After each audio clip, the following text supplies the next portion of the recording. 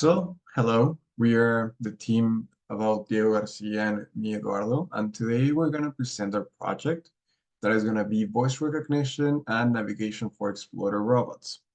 This is a topic of the electrotechnique and information technology area.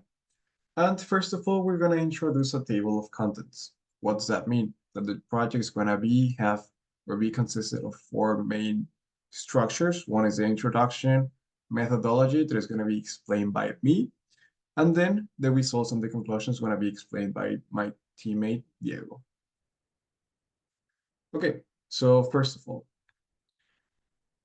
this project focuses on the development of a system that is a TurtleBot that is located on Ubuntu distribution. This project is implementation with ROS 2, Humble, and this consists of two main phases. And the goal of two main phases is to use a voice recognition command, also to use SLAM, that we're going to talk about a little bit more in a couple of minutes, and also navigation functionalities. Okay, so first of all, we gotta start talking about what is SLAM Toolbox. Okay, so SLAM Toolbox is a simultaneous localization mapping. It's a special tool for our project because we want to create a map while we are navigating through an unknown environment. The SLAM Toolbox is really nice because it comes with a TurtleBot simulator. So that happens that for TurtleBot has a simulation where we can apply this toolbox and it's going to be pretty integrated in the Arvis. So we're going to talk about this later. But SLAM is normally used for standard uses like autonomous navigation that we already mentioned, because this tool allows the robot to understand and navigate through unknown or dynamic environments. Also, it's going to be pretty important to keep in mind that we're going to generate a map with the LiDAR sensor. So this is going to allow us to go to other phases. Also, we're going to have a voice recognition. The voice recognition is a technology that enables the computer to interpret a human speech. That is the main importance of the goal of this technology. So we can recognize the words that we're saying and translating it into parameters in our code. This also enhances the convenience for the user and the accessibility, especially in situations where manual inputs is impractical or inconvenient. Whisper AI is a minimal approach to data processing. The Whisper models are trained to predict raw text and transcript without any significant standardization, relying on expressiveness and sequences to sequence models to learn to map between utterances and their transcribed form. Okay. After, we're going to use the third one, that is going to be navigation systems. The navigation system is a plugin that is already in the TurtleBot simulation. And this system allows us to have a path planner and also a controller. This is more specified on the report, but basically we're going to have the DWA and the AMCL who are going to allow us to keep track and generate a path for a dynamic environment so the TurtleBot can get to a target. So this system is also integrated into the location. Also, the adaptive Monte Carlo localization is a probabilistic algorithm that utilizes particle filtering to estimate the route's position and orientation into a relevant unknown map.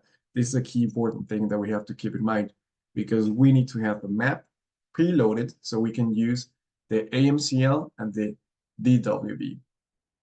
So basically, the AMCL is going to return us what is going to be the position of the robot within the map that we have preloaded. Also, we got the DWB, that is a renovated version of the DWA, that is a dynamic window approach.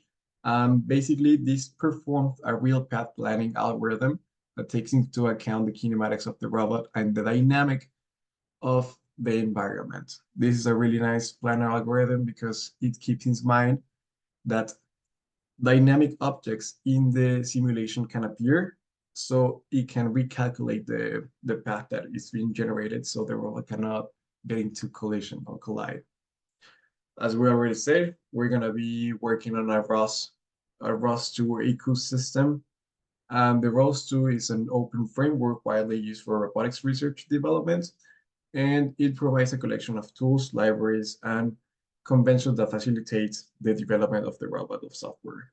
Basically, we're going to start coding on ROS also for this. And ROS is going to be integrated with two main important things. Arvis, so is a tool that is essential for components of the ROS ecosystem that permits or allow us to have the visualization and the analysis of the tool. Or also you can see the topics and how it's going to be well implemented into our simulation. Yeah, so basically you're allowed to have a visualize and monitor critical components of the autonomous robot in real time. ARP is going to be pretty interesting because we're going to see how the environment is going to be mapped and also if the trajectories is going to be shown on ARVIS. So it's going to be a really important tool so we can see on our simulation.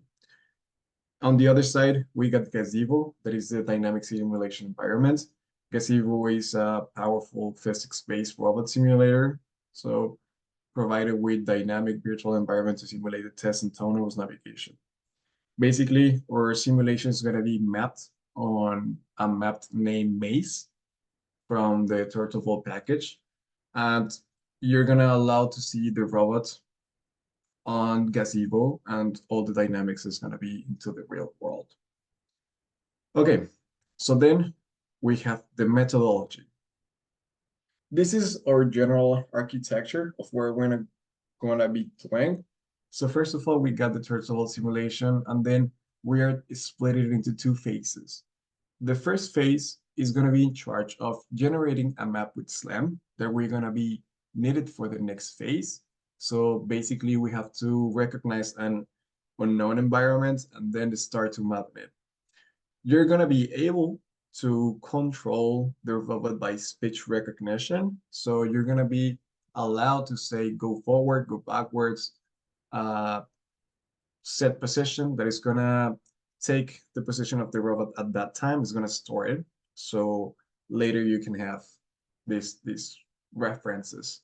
And also, the simulation is going to record the behavior while navigating. This is another key important thing because once you go to the other phase, it's the same steps that you did on the phase one are going to be recorded to phase two.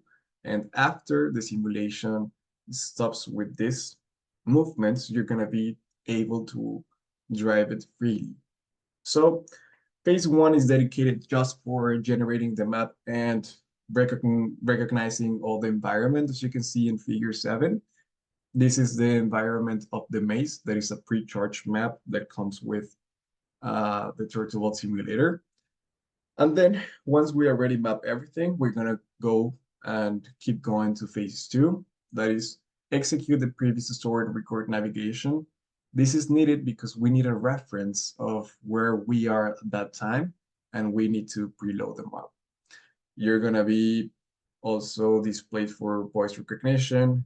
Now we're gonna have another stuff that is the nav2 is gonna be activated at the localization. So you're gonna be allowed to go to that positions that you stored previously. So if you say go position 1, the robot should be able to go to that position that keeps stored on the phase 1. And this is basically the overall, as you can see, also on figure 8 is how the robot executes the stored the stored steps into the phase 1. Then this is gonna be the architecture of ROS. What we have, we are mainly have 3 nodes. That voice recognition node is gonna be in charge of how to translate the words into code so we can tell the navigation node what to do. If go forwards, if go backwards, if save the position, stop. And at some point, some instructions are not going to be allowed. And then we're going to have to communicate from the navigation node through the path planning node within those topics. That is target nav. That is in order to say to the robot, if you want to go to one position, And the other one, from voice recognition to navigation node, is the instruction topic. That this topic is the one that you need to say to the robot if go forward, if go backwards, if say stop. And then we're gonna communicate to the turtlebot. The turtlebot's gonna give us the odometry of where the robot is, the scan, that is the values from the lidar sensor, so we can check that we cannot collide to the walls. And we're gonna communicate with the CMD bell that we're gonna send values to these topics so the robot can move. And from the part of the path planning, we're gonna use the Turtlebot Navigator that's gonna be activated, and it's gonna allow us to use the pre-built functions that we're gonna say to the robot to go to that position. And this is the overall architecture and how it's gonna be working. And Diego's gonna explain later how it's gonna be working really. Okay, so this is a keep closer look into the path planning node.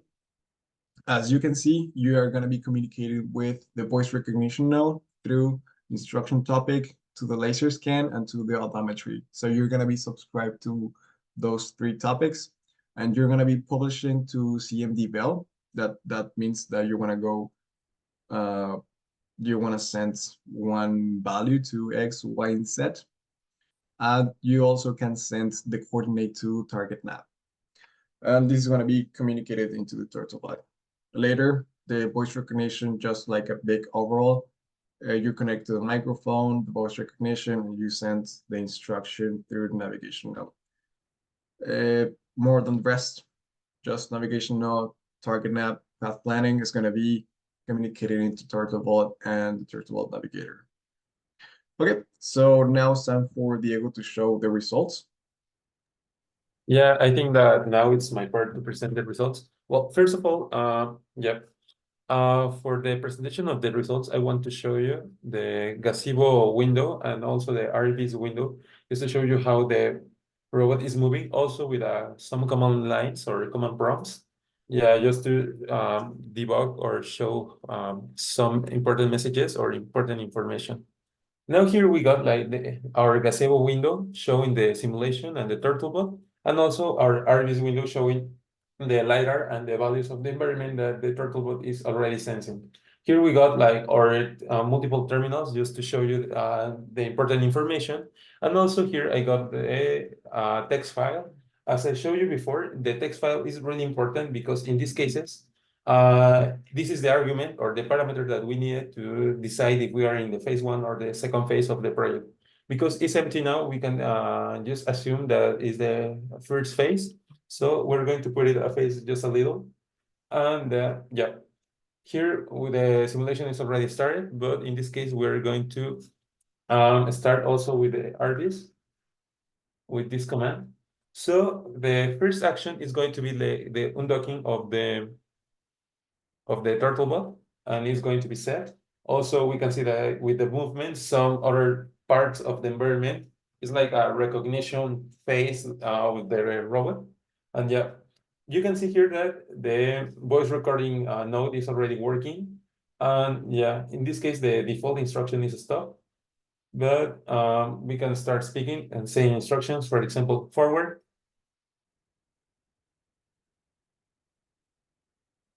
forward,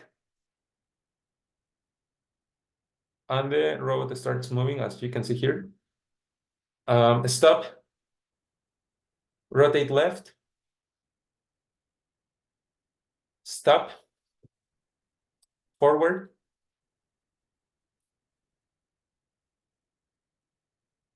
Yeah, and the road, okay, I'm going to explain this part more in detail. Stop. Yeah, as you can see here, the recording of the audio is lasting for approximately 3 seconds each. So it's not a real-time recording, but for trying to avoid this problem because it was too complex for us, we tried just to have like 3 seconds recording and later on a second 3-second recording. But yeah, now, for example, we can say the instruction just, an important thing in the first phase is just to have like the option to store until 3 coordinates in the map. This could be like important coordinates for the Explorer robot. And here we can say set position There's the command. And now we need to do another instruction, for example, forward. Okay, as you can see here, well, it's in Spanish, but the translation is the coordinate it's in the list. Here, the robot could have a collision, but we implement a parameter using the laser of the robot just to avoid the collisions, and it should work right here. Yep. It avoids collisions, and we can still continue with the instructions. For example, here, we can say rotate right, and the robot starts moving. Stop. Forward. Stop. Rotate left.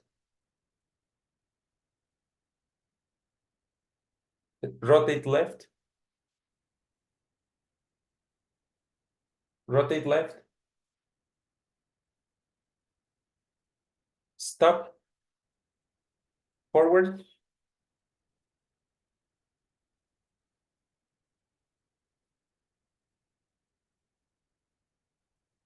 Stop. Set position. With this, we are trying to just to have the second coordinate. So as you can see, we are doing kind of a path for the road. The first coordinate was approximately here, and the second coordinate is here. So we need to say another instruction. So rotate left.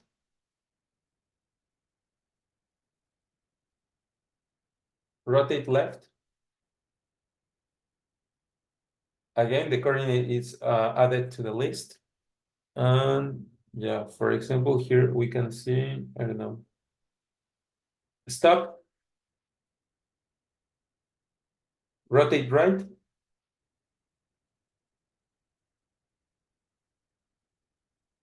rotate right, stop, forward,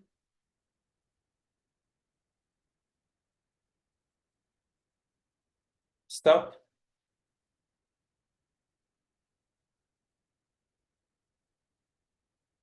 set position,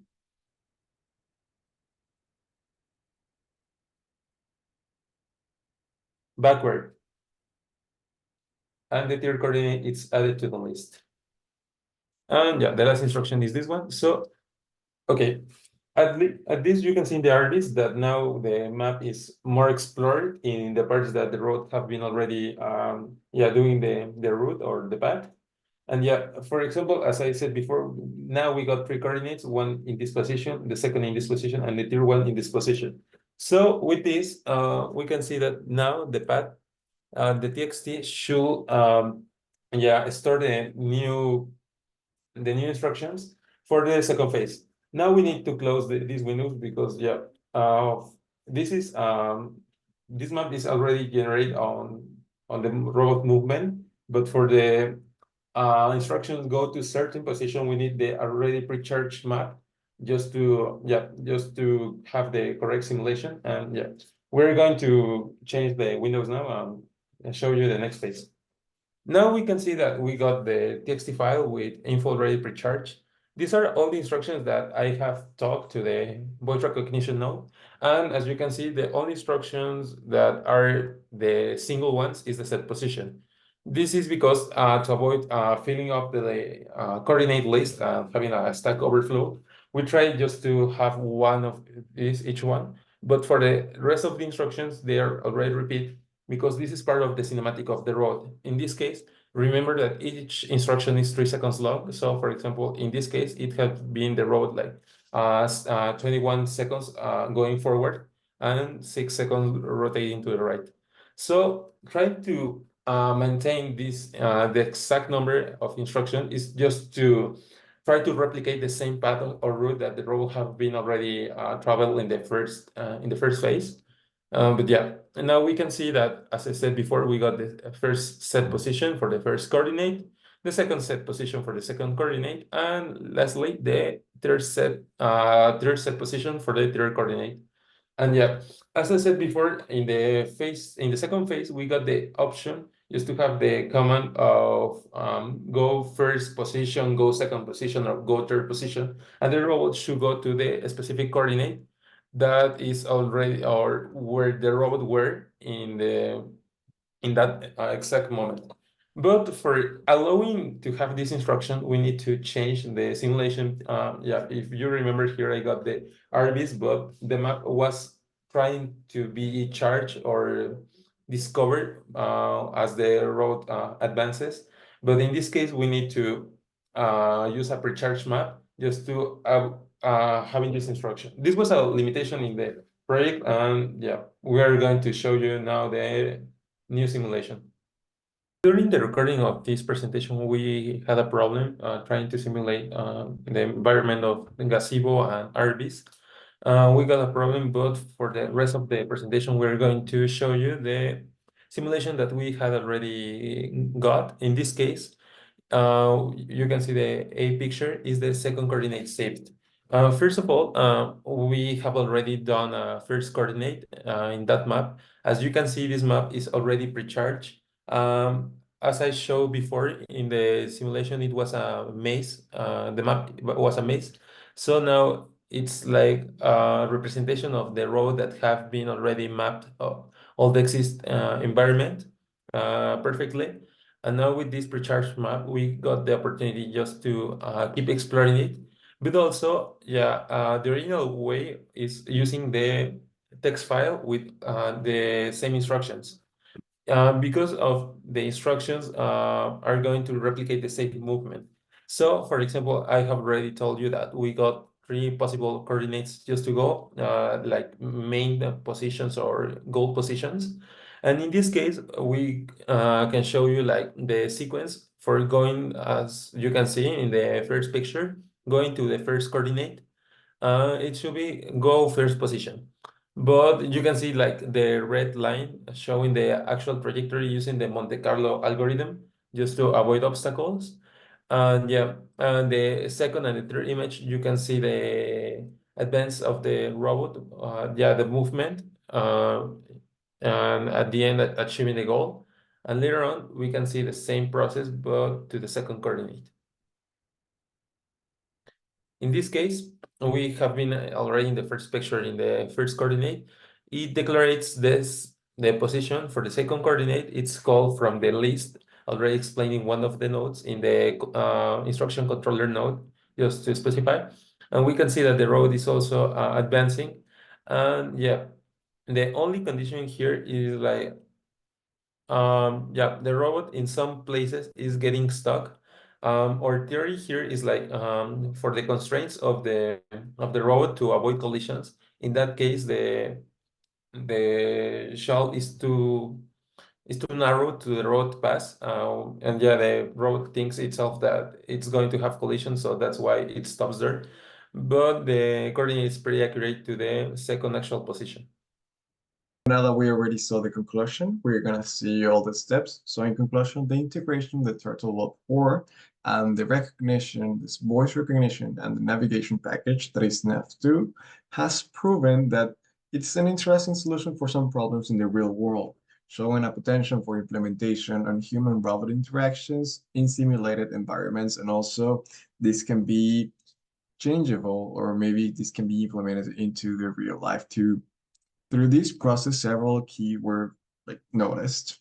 First of all, the efficiency of the navigation. It's a really nice performance and to unknown environment for the TurtleBot 4 with the DWV and the AMCL so that it can generate optimal path, avoiding obstacles and demonstrating some efficiency in the robot movement.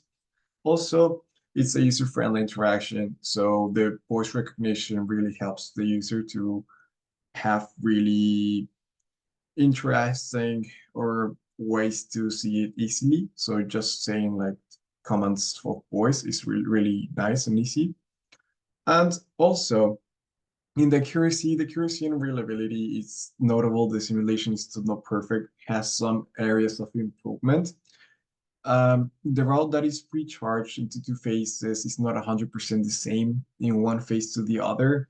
Overall, we consider that the accuracy can be improved and require more for the world potential. But the thing is that There are some things that has to be adjusted because in order to go to the second phase, we need to have like offsets and we need to eliminate that offset. But for this instance, we don't have more time, so we're gonna make it as another future implementation. And the real world potential has really showed that the implementation of voice control navigation trackable simulator open possibilities for different wall applications and specific tasks.